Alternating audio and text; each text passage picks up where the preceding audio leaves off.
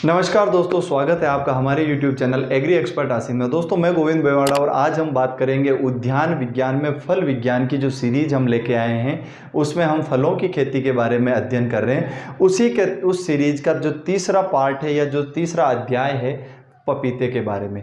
दोस्तों agriculture exam की दृष्टि से मान लीजिए या खेती की दृष्टि से मान लीजिए, पपीते का महत्वपूर्ण योगदान है।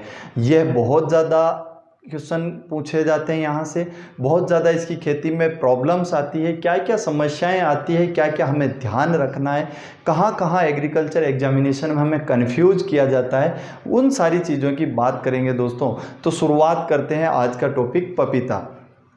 और दोस्तों मैंने जो ब्लैक बोर्ड से इस तरह का पढ़ाने की जो शुरुआत की, उसका कारण ये है कि जब हम ब्लैक बोर्ड पे लिखते हैं तो काफ़ी हमारा टाइम जाया जाता है। बहुत बड़े वीडियोस बन रहे थे तो उसमें काफ़ी सारे स्टूडेंट्स का जो कमेंट्स थे व्हाट्सएप पे वो ये थे कि सर इसको कैसे कम किया जाए, रिड्यूस किया जाए। तो ये मैंने ट्राई किया है। आप कमेंट बॉक्स में या पर्सनली मुझे ये बता सकते हैं कि किस तरह का ये आपको लगा है। अगर ये उचित है तो हम इसको जारी रखेंगे, और अगर ये अनुचित लगता है या इससे आपको सेटिस्फाई नहीं है तो आप मुझे बता सकते हैं, हम उसको वापस वाइट बोर्ड पर ले सकते हैं, कोई दिक्कत नहीं है। तो दोस्तों हम आज शुरू करेंगे। आज का जो टॉपिक है पपीता। अब दोस्तों हमने बात की थी कि जहां तक यहां से क्वेश्चन पूछे जाते हैं वो सारे के सारे हम पहले वन लाइनर में पढ़ेंगे कि क्या क्वेश्चन मुख्यतः पूछे गए हैं। जैसे वानस्पतिक नाम हो गया, कुल हो गया, उसके क्या गुणसूत्र संख्या है, कहाँ से वो उत्पत्ति उसकी हुई है, परागण किस तरह का पाया जाता है, ये सारी चीज़ें, फल प्रकार क्या है, तो ये सारी चीज़ें हम पढ़ना चाहेंगे। तो दोस्तों अगर हम बात करें इसके वानस्पतिक नाम की या इसके बॉटनिकल नेम की, तो कैरिका पपाया जो है पपीते का आपका बॉटनिकल नेम है। और अगर हम इसकी फैमिली की बात करें तो कैरिकेसी इसकी फैमिली है। अब दोस्तों इसके उत्पत्ति स्थान के बारे में भी पूछा जाता है। अंगूर और पपीते के मोस्टली पूछे ही जाते हैं। तो दक्षिणी अमेरिका या मैक्सिको आपका पपीते का उत्पत्ति स्थान माना जाता है। अब दोस्तों इसमें बात करते हैं गुणसूत्र संख्या की, और गुणसूत्र संख्या जो पिछली क्रॉप्स पढ़ी थी हमने सिट्रस, उसी के समान इसमें 2n 2x = 18 पाई जाती है। अब दोस्तों स्टेप बाय स्टेप याद रखिएगा, इजीली याद हो जाएगा। अभी हमारी क्रॉप्स भी 3 हुई थी। आम में 40 होती है, द्विगुणित होता है वो भी। उसके बाद में आपके नींबू में 18 होती है, और आपके पपीते में भी 18 होती है। अब दोस्तों हम इसकी बात करें कि परागण किस प्रकार का पाया जाता है, तो क्योंकि ये एक लिंगी पादप है, कैसा पादप है, ये एक लिंगी पादप है, इसीलिए इसमें पर परागण की क्रिया होती है। अब दोस्तों हमने पहले ही पढ़ लिया जब हम पॉलिनेशन पढ़ रहे थे। अगर आपने ये वीडियो नहीं देखा है तो आई बटन में जाके मैंने इसका लिंक दे रखा है, आप वहां से इस वीडियो को देख सकते हैं कि परागण किस प्रकार का होता है, परागण में क्या क्या होते हैं। तो एक लिंगी पादप का तात्पर्य यह है कि आपके एक पादप पर किसी एक प्रकार का फ्लावर या पुष्प ही होता है, या तो वो मेल फ्लावर होगा या आपका वो फीमेल फ्लावर होगा।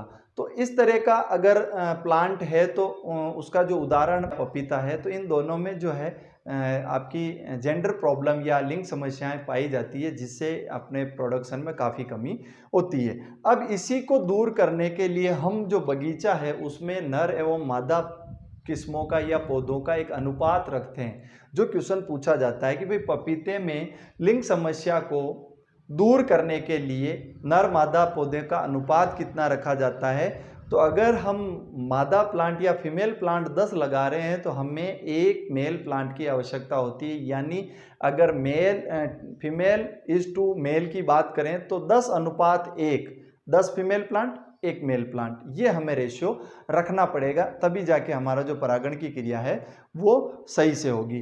अब अगली बात करें दोस्तों हम पपीते में विटामिन की, तो हम जब विटामिन्स पढ़ रहे थे हॉर्टिकल्चर के व्यू में, और उसमें मैंने आपको पूरा बताया था। वो वीडियो भी अगर आपने नहीं देखा हो तो आपको डिस्क्रिप्शन में मिल जाएंगे, जितने भी वीडियोज हैं आपको डिस्क्रिप्शन में मिलेंगे, आप वहां से जाके उनको देख सकते हैं। अब पपीते में अगर विटामिन की बात करें तो फलों की श्रेणी अगर मानी जाए, मैं सभी की नहीं कह रहा हूं, फलों की अगर श्रेणी मानी जाए तो आम में 4800 IU के बाद पपीते में 2020 IU विटामिन पाया जाता है।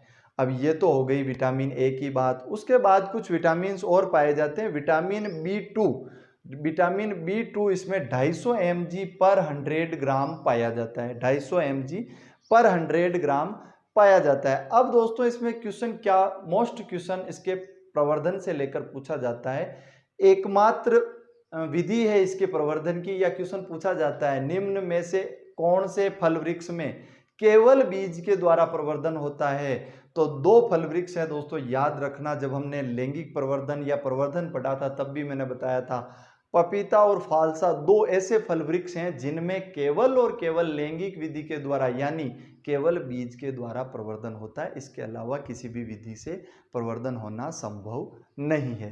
तो अगर आपसे पपीते में पूछ लिया जाए कि प्रवर्धन किस विधि के द्वारा होता है, तो बीज के द्वारा होता है। अब जब बीज के द्वारा हो रहा है तो इसकी सीड रेट कितनी है, और फल वृक्षों में सब में 15 फल वृक्ष लगभग अपने कोर्स में है, हम पढ़ेंगे।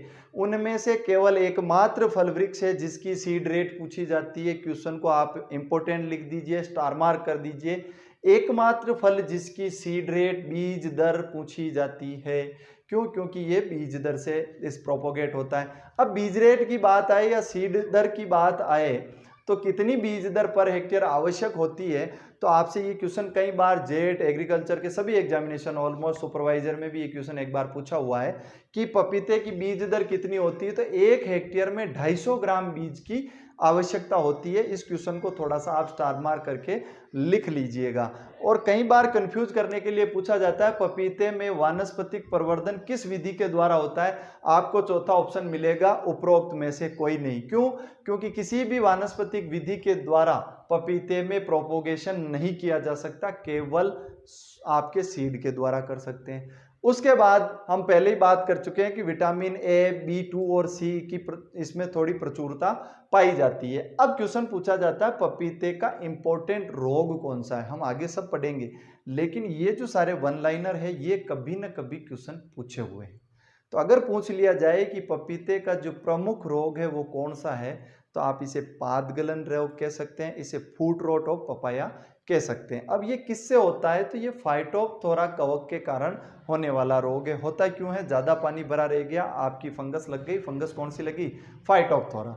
अब दोस्तों एक क्वेश्चन बहुत रिपीटेटेड क्वेश्चन है, पपीते में पीले रंग का कारण।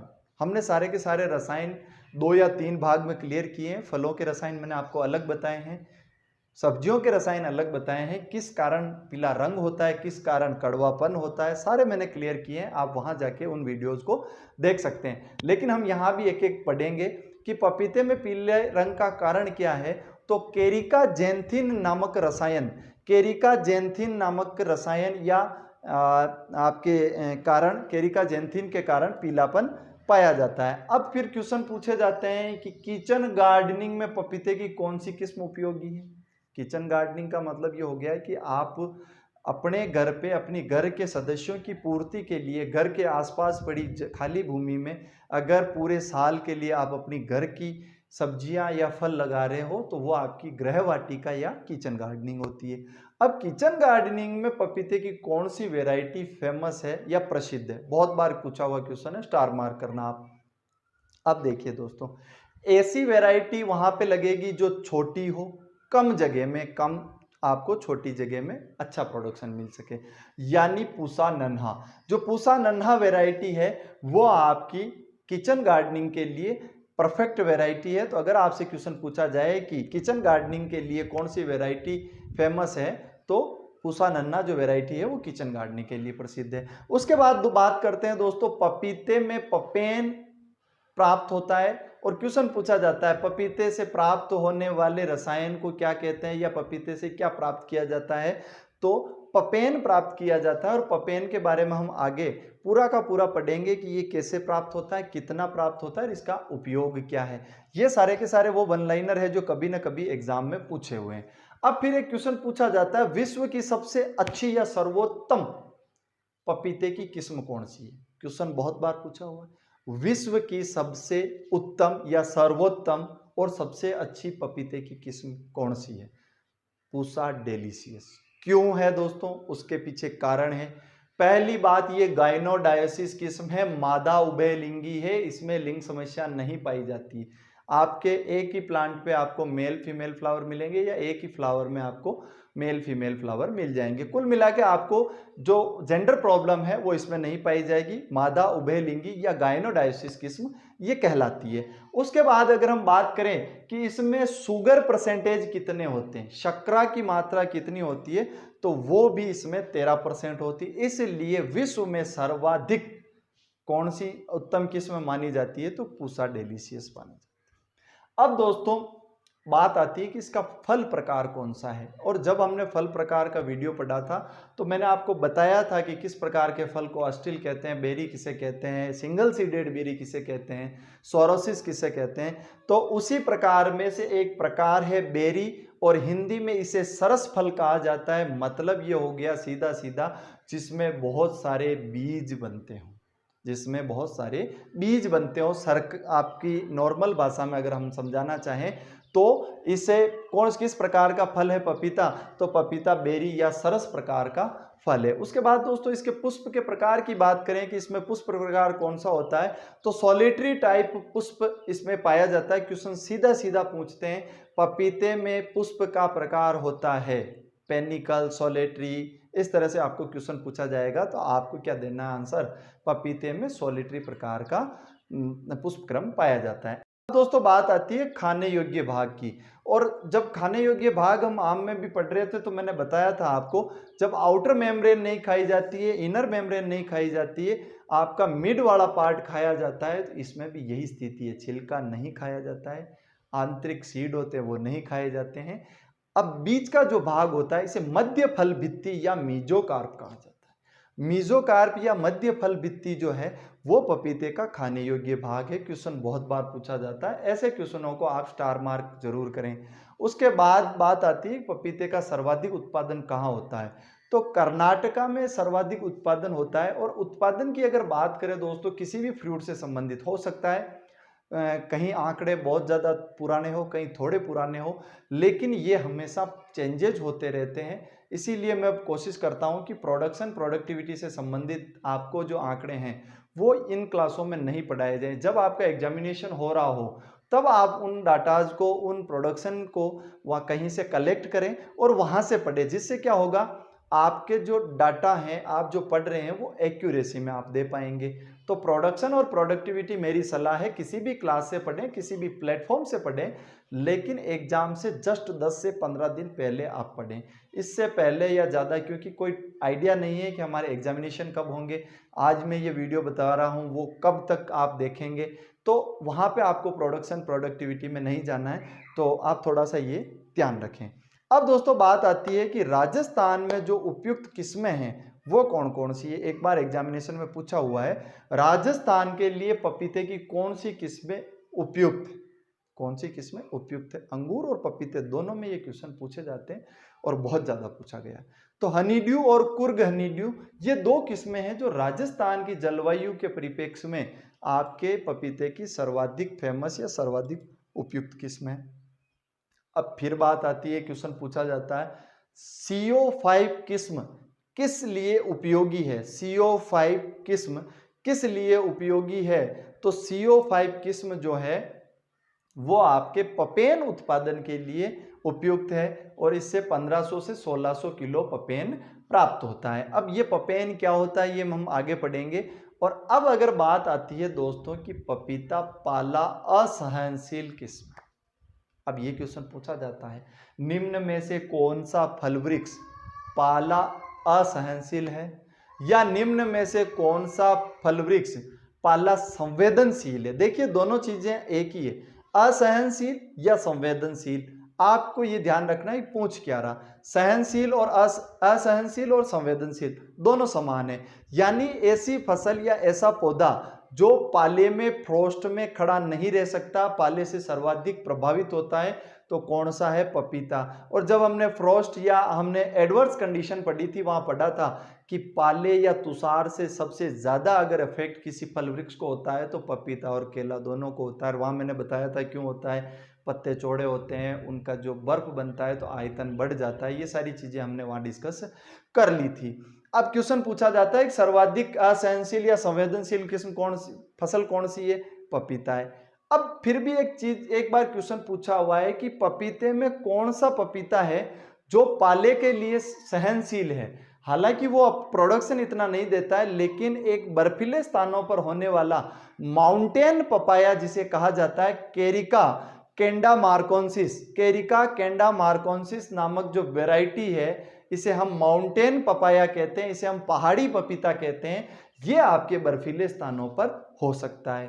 क्यों? क्योंकि ये प्रोडक्ट शुरू से वहीं पे होता है, लेकिन जिस हिसाब से हम यहाँ प्रोडक्शन लेना चाहते हैं वो नहीं होता है। लेकिन एग्जाम की दृष्टि से पूछ लिया जाए कि पपीते की कोई प्रजाति जो बर्फीले स्थानों पर हो सकती है, तो माउंटेन पपाया हो सकता है, कैरिका कैंडा मार्कोन्सिस नाम से इसे हम जानते हैं।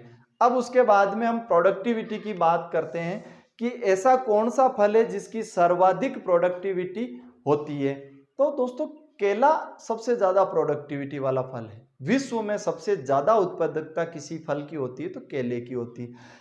केले के बाद में अगर सबसे ज्यादा प्रोडक्टिविटी किसी फल की है तो वो पपीता की है। क्वेश्चन पूछा जाए, ध्यान रखना, सबसे ज्यादा प्रोडक्टिविटी या उत्पादकता केले की, लेकिन उसके बाद केले के बाद सबसे ज्यादा उत्पादकता किसकी है?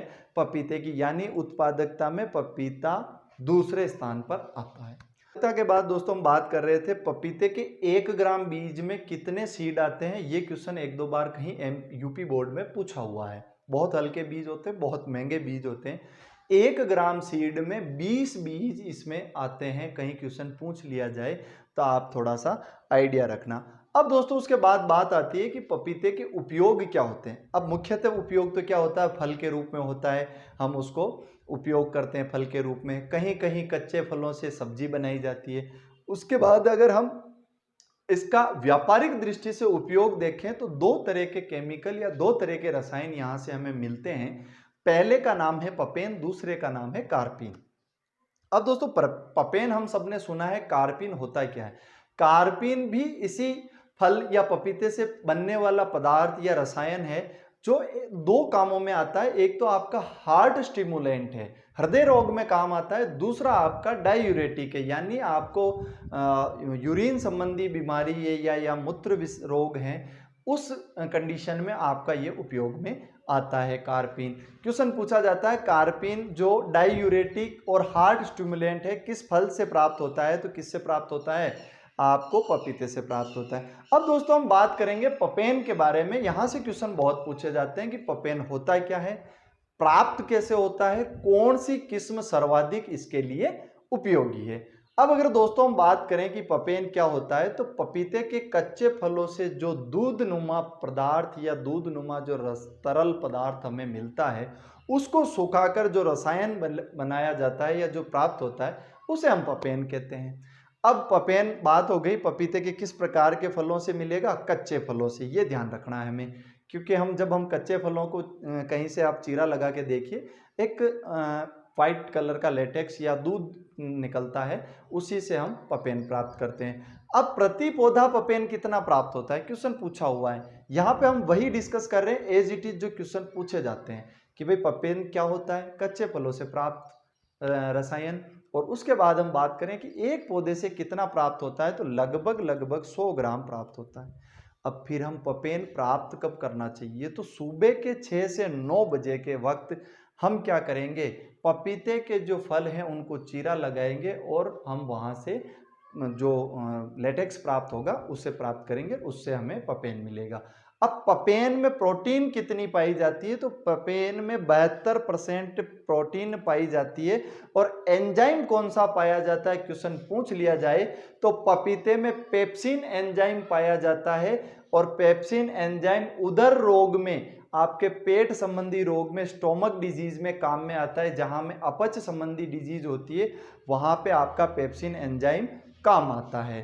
उसके बाद दोस्तों अगर हम बात करें कि कैसे हमें इसके चीरा लगाना है, तो 3 या 3 माह से ज़्यादा के जो फल हो जाते हैं तो वो कच्चे ही होते हैं, लेकिन हम उनको चीरा लगा के और फिर हम उस एल्यूमिनियम के बर्तन में हम कलेक्ट करते हैं। ध्यान रखना दोस्तों, यहाँ एल्यूमिनियम लिखने का कारण है कि दूसरे किसी भी प्रोडक्ट में या दूसरे किसी भी धातु के बर्तन में अगर हम लेंगे तो वहाँ केमिकल रिएक्शंस हो सकती है, इसीलिए हम एल्यूमिनियम के बर्तन में उस रस को एकत्रित करें और उससे जो हम प्राप्त करेंगे वो पपेन होगा। पपेन में एंजाइम कौन सा पाया जाता है, तो पेप्सिन पाया जाता है। प्रोटीन कितनी पाई जाती है, तो 72% पाई जाती है। अगर उन्नत किस्मों की हम बात करें दोस्तों, तो पूछा जाता है कि फल उत्पादन में कौन सी किस्म उपयोगी है, डिब्बाबंदी में कौन सी किस्म उपयोगी है, या इसके बाद आपके पपेन उत्पादन के लिए कौन सी किस्म उपयोगी है। तो इस संदर्भ में हमें ये सारी किस्में पढ़नी पड़ेगी। तो अगर हम फल उत्पादन की बात करें तो हनीड्यू और कुर्ग हनीड्यू। अब हनीड्यू के साथ में एक दिक्कत आती है कि हनीड्यू को कभी कभी मधु बिंदु लिख दिया जाता है, तो वहां कंफ्यूज होने की आवश्यकता नहीं है। जो किस्म कुर्ग हनीड्यू है उसी का जो हिंदी नाम है वो मधु बिंदु है। हनीड्यू, कुर्ग हनीड्यू, पूसा नन्ना, या बाद में आपकी पूसा जाइंट। और पूसा जाइंट के लिए पूछ लिया जाए तो डिब्बा बंदी के लिए उपयुक्त किस्म कौन सी है, तो पूसा जाइंट है। उसके बाद विश्व की सर्वोत्तम किस्म पूसा डेलिशियस, पूसा ड्वार्फ, पंत पपीता और सूर्या। अब दोस्तों हमने सूर्या और अर्का सूर्या थोड़ा सा आप ध्यान रखिएगा। तो सूर्या किस्म किसकी है, पपीते की किस्म है। उसके बाद CO 1, 2, 3, 4 और 6, ये सारी की सारी किस्में भी फल उत्पादन के लिए उपयोगी है। अब CO 5 इसमें एक किस्म है, लेकिन वो आपकी पपेन उत्पादन के लिए उपयोगी है, तो उसको हम आगे पढ़ेंगे। अब बात आती है पपेन प्रोडक्शन के लिए कौन सी किस्म है, पूसा मेजेस्टी। पूसा मेजेस्टी जो है वो बहुत अधिक पपेन उत्पादन करती है। तो क्वेश्चन पूछ लिया जाए कि सर्वाधिक पपेन उत्पादन करने वाली किस्म कौन सी है, पूसा मेजेस्टी। उसके बाद हम बात करें CO2, और उसके बाद अगर बात करें तो CO 5। ये सारी की सारी किस्में क्या है, पपेन प्रोडक्शन के लिए उपयोगी है। और इनमें से क्वेश्चन पूछे जाते हैं कि पपेन उत्पादन के लिए कौन सी किस्म उपयोगी नहीं है, तो आपको 3 दे देंगे, पूसा मेजेस्टी, CO2 और CO 5, और चौथी किस्म दे देंगे आपको पूसा डेलिशियस। तो पूसा डेलिशियस आपके फल उत्पादन के लिए उपयोगी है। तो इस तरह के क्वेश्चन यहां से पूछे जाते हैं। अगली बात करें हम दोस्तों उन्नत किस्मों में, गृह वाटिका के लिए हम आगे बात कर चुके थे कि पूसा नन्हा जो किस्म है वो गृह वाटिका के लिए उपयोगी है। अगला जो पार्ट आता है मादा उभयलिंगी किस्मों के बारे में। आपको इसे गाइनोडाइसिस किस्में कहा जाता है, और बहुत बार क्वेश्चन पूछा जाता है निम्न में से कौन सी वैरायटी गाइनोडायोसिस नहीं है। एग्रीकल्चर सुपरवाइजर एग्जाम में पूछा हुआ है, जेट के एग्जाम में कई बार पूछा हुआ है, WRPSC एग्जामिनेशन में ये क्वेश्चन पूछा हुआ है।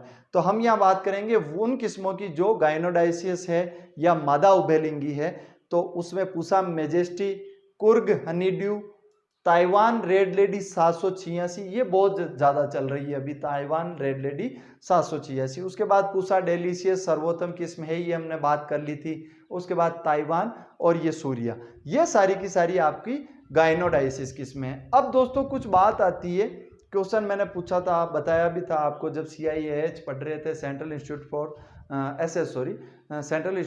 फॉर सब ट्रॉपिकल हॉर्टिकल्चर लखनऊ वाला।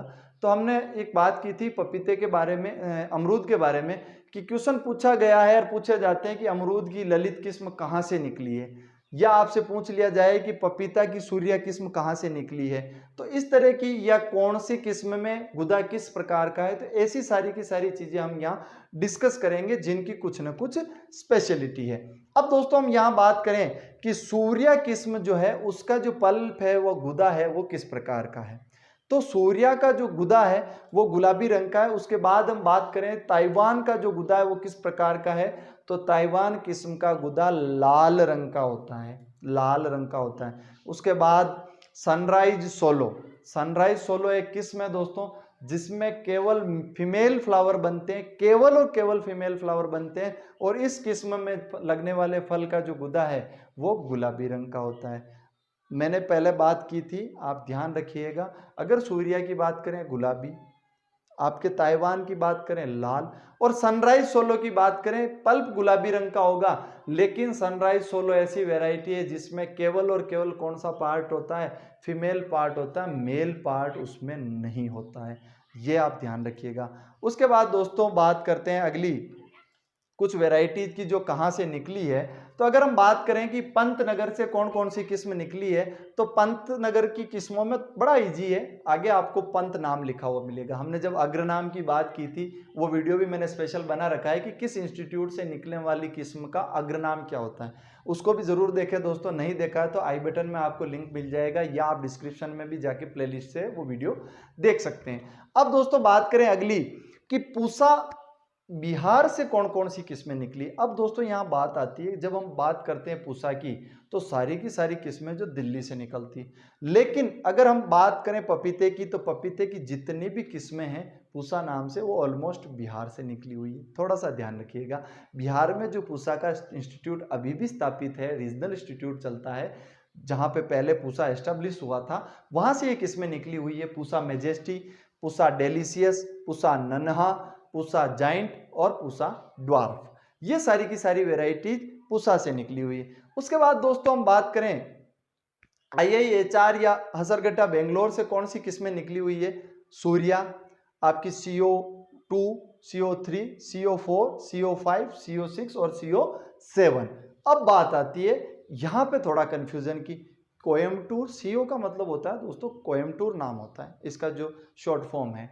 इसकी सारी की सारी शुगर केन की किस्में वहां से निकली है, तो हम सीधा सीधा याद रखते हैं कोयम्बटूर से निकली होगी। लेकिन पपीते की केवल CO1 वेराइटी कोयम्बटूर से निकलती है, इसके अलावा सारी की सारी CO2, 3, 4, 5, 6 ये सारी की सारी जो किस्में हैं वो IIHR से निकली है। उसके साथ में सूर्या किस्म भी वहीं से निकली हुई है। अब उसके बाद एक बहुत फेमस किस्म है पंजाब स्वीट, क्वेश्चन पूछा जाता है पंजाब स्वीट किसकी किस्म है। पंजाब स्वीट पपीते की किस्म है, और ये पंजाब एग्रीकल्चर यूनिवर्सिटी लुधियाना से निकली हुई किस्म है। ये हो गया दोस्तों पूरा का पूरा इसका क्या, तो इसकी बीज दर होती है, क्या इसमें परागण पाया जाता है, और किस प्रकार के इसमें जो आपके उन्नत किस्में हैं वो पाई जाती है। अब दोस्तों हम बात करेंगे इसमें प्रोडक्शन कितना होता है और इसमें कीट एवं रोग कौन से लगते हैं। अगर दोस्तों हम प्रोडक्शन की बात करें तो 40 से 50 किलो एक औसत उत्पादन प्रति पौधा मिलता है। बहुत बार बहुत ज़्यादा होता है दोस्तों, अगर आपका कंडीशंस बहुत अच्छी रही है, वेल मेंटेन कंडीशंस हैं, आपको बहुत अच्छा प्रोडक्शन मिलेगा। और अगर आपने पाले से बचाव नहीं किया तो आपके पूरे के पूरे बगीचे क्षतिग्रस्त हो जाते हैं, कुछ भी वहाँ से हमें प्राप्त नहीं होता है। तो ये आप ध्यान रखें कि पाला सहनशील किस्म नहीं है ये फसल। आप उन स्थानों पर लगाएं जहाँ पाला या शीतलहर नहीं चलती हो, और अगर चलती हो तो प्रॉपर जो उसके ट्रीटमेंट है, हमने एडवर्स कंडीशन में पढ़ा था, डिस्क्रिप्शन में आपको उसका लिंक मिल जाएगा, वहाँ जाके ज़रूर देखें कि हमें एडवर्स कंडीशन में क्या करना चाहिए। अब हम दोस्तों बात करें कि हमें फल तो मिल ही रहे, लेकिन हमें पपेन कितना मिल सकता है पौधे से, तो 100 ग्राम प्रति पौधा पपेन मिल सकता है। लेकिन पपेन निकालने के बाद क्योंकि हम 3 से 4 mm के कट लगाते हैं, तो उसके बाद फलों की जो रेट है वो उतनी हमें मार्केट में नहीं मिल पाती है। तो अगर आप पपेन प्रोडक्शन ले रहे हैं तो वहाँ पे बाद में आपको फलों का उत्पादन या फलों से पैसा उतना नहीं मिलेगा। और भंडारण की अगर हम बात करें तो 13 डिग्री सेंटीग्रेड पे हम इनके फलों का भंडारण कर सकते हैं। अब दोस्तों हम पढ़ेंगे इसके इंसेक्ट और रोग के बारे में। ज़्यादा डीप नहीं पूछा जाता है, लेकिन आपको मैंने जब आम में पढ़ रहे थे तब भी यही बात थी, नींबू में भी यही था। आपको क्या ध्यान रखना है या क्या पढ़ना है, कौन सा कीट है, क्या उसका जूलॉजिकल नेम है, और क्या वो अफेक्ट करता है या किसी का वाहक है। फिर अगर रोग पढ़ रहे हैं तो क्या रोग है, किस कारण हो रहा है, और कौन सा रोग है, किस कोजल ऑर्गेनिज्म के थ्रू हो रहा है, और अगर नियंत्रण अगर कोई हो तो ये थोड़ी सी हमें ध्यान रखना है। अब हम बात करें कि पपीते में कौन सा आपका कीट पाया जाता है, तो पहला नाम आता है व्हाइट फ्लाई का। अब दोस्तों व्हाइट फ्लाई के लिए एक थंब रूल बताता हूं मैं आपको, जहां जहां पे पर्ण कुंचन रोग हो रहा है, लीफ कर्ल हो रहा है आपका, वहां पे सफेद मक्खी होगी। क्यों?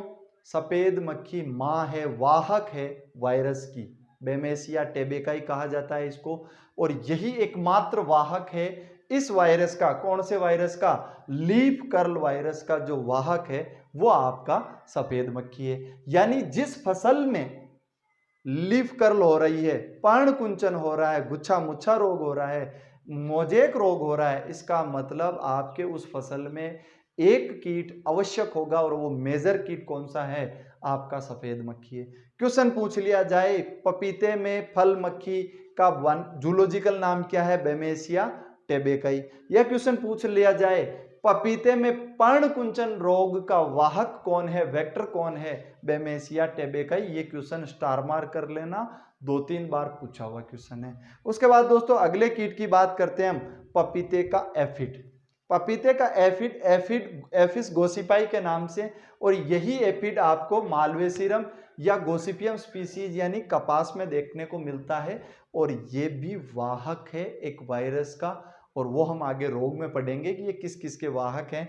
लेकिन ये खुद तो माइनर इंसेक्ट हैं दोस्तों, सकिंग पेस्ट हैं, बहुत नुकसान बहुत कम हद तक करते हैं, लेकिन ये अपने साथ वायरस को लेके आते हैं। जब ये रस चूसते हैं, सकिंग करते हैं, उसके साथ ये अपने माउथ पार्ट्स के साथ ये उस वायरस को इंजेक्ट कर देते हैं, और वहाँ पे आपकी कि उस तरह का रोग, पर्णकुंचन कह दीजिए, और बहुत सारे वायरल डिजीजेज हैं जो वहाँ पे होती है और आपके पौधे पर विपरीत प्रभाव डालती है। उसके बाद अगर दोस्तों हम बात करें, इसमें एक सूत्रकृमि भी पाया जाता है, और जितने भी मूल ग्रंथि सूत्रकृमि है, आप ध्यान रखिएगा, थंब रूल है, कहीं नहीं जाना है। सूत्रकृमि में 3-4 तरह के सूत्रकृमि होंगे।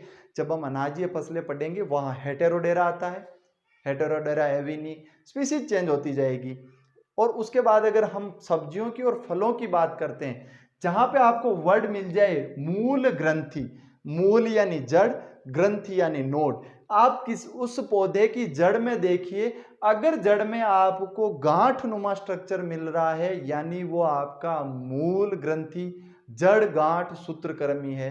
आप उसे मूल ग्रंथि सूत्रकृमि कह सकते हैं, आप उसे जड़ गांठ सूत्रकृमि कह सकते हैं, आप उसको रूट नोड सूत्रकृमि या निमेटोड कह सकते हैं। अब ऐसे सूत्रकृमि का जूलॉजिकल नेम क्या होगा, मेलेडोगाइनी स्पीसीज। अब स्पीसीज चेंज हो जाती है, बहुत बार नहीं पूछी जाती है, क्वेश्चन पूछा जाता है सब्जियों में या फल वृक्ष में मूल ग्रंथि सूत्रकृमि है हेटेरोडेरा, टाइलेंकस, डाइटाइलेंकस और मेलेडोगाइनी। तो आपका जो सब्जियों और फल वृक्षों में जो रूट नोड जो बनाता है, जो जड़ों में गांठें बनाता है, वो आपका मेलेडोगाइनी स्पीसीज नामक निमेटोड होता है। उसके बाद दोस्तों बात करेंगे हम प्रमुख रोगों की, और अगर पपीते में रोग की बात करें, बहुत ज़्यादा रोग होते हैं 2-3 जो बहुत तकलीफ करते हैं, बहुत दिक्कत करते हैं पपीते की फसल को। उसमें पहला रोग है दोस्तों, हम उससे डंपिंग ऑफ कहते हैं, हम उसको तना गलन रोग कहते हैं, हम उसको पाद गलन रोग कहते हैं। अब दोस्तों ये होता क्या है, जो आपका प्लांट है वो प्लांट जहां से जमीन के संपर्क में आ रहा है, उस संपर्क में आने की जगह से वो सड़ने लगता है। अब ये क्वेश्चन पूछा जाता है, पाद गलन या डंपिंग ऑफ किस फल वृक्ष का प्रमुख रोग है, पपीते का प्रमुख रोग है। किससे होता है, कवक जनित रोग है, यानी किससे हो रहा है, ये किसी न किसी कवक से हो रहा है। और कवक कौन सी, पीथियम, पीथियम एफेनिडेर्मेटम नामक कवक से होने वाला रोग जो है वो आपका डंपिंग ऑफ रोग है। फिर क्वेश्चन पूछा जाता है, एकमात्र रोग पपीते का जो नर्सरी और खेत दोनों स्थानों पर होता है तो कौन सा है, डंपिंग ऑफ। आपने नर्सरी की, पानी पिलाया, ज्यादा पानी भरा रहा, पानी तने के संपर्क में आएगा, तने के संपर्क में आएगा पीथियम एफेनिडेर्मेटम स्पीसीज से कवक निर्माण होगा, और वो कवक आपके पौधे के तने को गलाएगी। इसे डंपिंग ऑफ, तना गलन या पाद गलन रोग कहते हैं। दोनों स्थानों पर होता है, नर्सरी में भी होगा, खेत में भी होगा, कवक जनित रोग है। और अगर बात आ जाए कि इसके क्या उपाय है, तो हम इसमें कॉपर ऑक्सीक्लोराइड जो COC के नाम से जाना जाता है, उसका हम उपयोग कर सकते हैं। दूसरी बीमारी है दोस्तों लीफ कर्ल। जब मैं बेमेसिया टेबेकाई पढ़ा रहा था या हम बात कर रहे थे, तब मैंने बता दिया था सफेद मक्खी है, इसका मतलब उस क्रॉप में, उस पर्टिकुलर प्लांट में लीफ कर्ल होगा, गारंटीड है, थंब रूल है। क्यों, सकिंग पेस्ट है, अपने सकिंग पार्ट्स के, माउथ पार्ट्स के साथ वायरस इंजेक्ट करता है, और वो वायरस पर्णकुंचन, लीफ कर्ल, मोजेक, कुछा मुचा, बहुत सारे नाम इसके, ये सारे रोग या इस रोग को ये करता है। अब दोस्तों पर्णकुंचन रोग पूछा जाता है कि पर्णकुंचन रोग के साथ क्या होता है, तो आप इसमें देख पा रहे हैं पत्ते जो ऊपर के हैं पूरे के पूरे सिकुड़ जाते हैं या पूरे के पूरे मुरझा जाते हैं, गुच्छे जैसे बन जाते हैं। तो इस जो डिजीज है, ऐसी डिजीज को हम गुच्छा मुच्छा रोग कहते हैं। अब दोस्तों क्या बात आती है अगली, कि इसको पूछा जाता है कि किस प्रकार का रोग है, तो ये वायरस जनित रोग है, विषाणु जनित रोग है। कई बार हम बहुत डीप पढ़ते हैं लेकिन क्वेश्चन सीधा सीधा आपसे इतना सा पूछ लेता है, पर्णकुंचन रोग है, क्वेश्चन ऑप्शन कवक जनित, वायरस जनित, वायरॉइड जनित, प्रोटोजोआ जनित। बहुत इजी क्वेश्चन था, ध्यान नहीं दिया, हम थोड़ा सा उलझ गए। तो ये आपका जो पर्णकुंचन है ये वायरस जनित रोग है। अब बात करें इसके वेक्टर की, वाहक क्या होता है, सफेद मक्खी या बेमेसिया टेबेकाई जो है इसका वाहक है। अब क्वेश्चन पूछा जाता है कि इसका उपाय क्या करें। जब वायरस का कोई उपाय नहीं है दोस्तों, तो आप रोक किसे सकते हैं, आप वेक्टर को रोकेंगे। वेक्टर कौन है, सफेद मक्खी है, यानी क्या इंसेक्ट है, सकिंग पेस्ट है, यानी किसी भी आप ऐसे उपयोग रसायन का उपयोग करेंगे जो सकिंग पेस्ट को मारेगा, यानी आप इमिडाक्लोरपिड का उपयोग कर सकते हैं सकिंग पेस्ट को रोकने के लिए। उसके बाद इसकी तीसरी मुख्य बीमारी है दोस्तों रिंग स्पॉट। रिंग स्पॉट पौधे के पत्तों पर और आपके पपीते के फ्रूट पर रिंग, छोटी छोटे गोलाकार स्पॉट बनने लगते हैं, इसको हम रिंग स्पॉट रोग कहते हैं। और ये रिंग स्पॉट रोग भी किससे होता है, ये वायरस जनित रोग है। और जब वायरस है तो हमने बात किया था अकेला नहीं जाएगा, इसका कोई न कोई साथी है जो इसको एक स्थान से दूसरे स्थान तक ले जाएगा। तो ऐसा क्या साथी है, ऐसा साथी है दोस्तों पपीते का एफिड, एफिस गोसिपाई जो कीट है ये आपके पपीते में रिंग स्पॉट डिजीज को करता है। तो दोस्तों ये जो आज का पूरा चैप्टर था ये था पपीते के बारे में। उम्मीद करता हूं दोस्तों आपको ये सारी की सारी जानकारी समझ में आई होगी। अंत में दोस्तों फिर मैं एक बार कहना चाहता हूं, जो व्हाइट बोर्ड से छोड़कर जिस इस मेथड पर आए हैं, आप मुझे कमेंट बॉक्स में जरूर बताएं कि क्या ये मेथड सही है, क्या ये हमारे समझने के लिए सही है। अगर ये मेथड सही है तो हम इसको आगे रेगुलर करेंगे, अगर नहीं है तो फिर हम हमारा जो ऑर्डिनरी या जो ट्रेडिशनल मेथड है उस पर चलेंगे। उम्मीद करता हूं दोस्तों ये आप फीडबैक मुझे ज़रूर देंगे, आप कमेंट बॉक्स में दे सकते हैं, आप मुझे पर्सनली व्हाट्सएप पे दे सकते हैं। तो धन्यवाद दोस्तों, जय हिंद, जय भारत।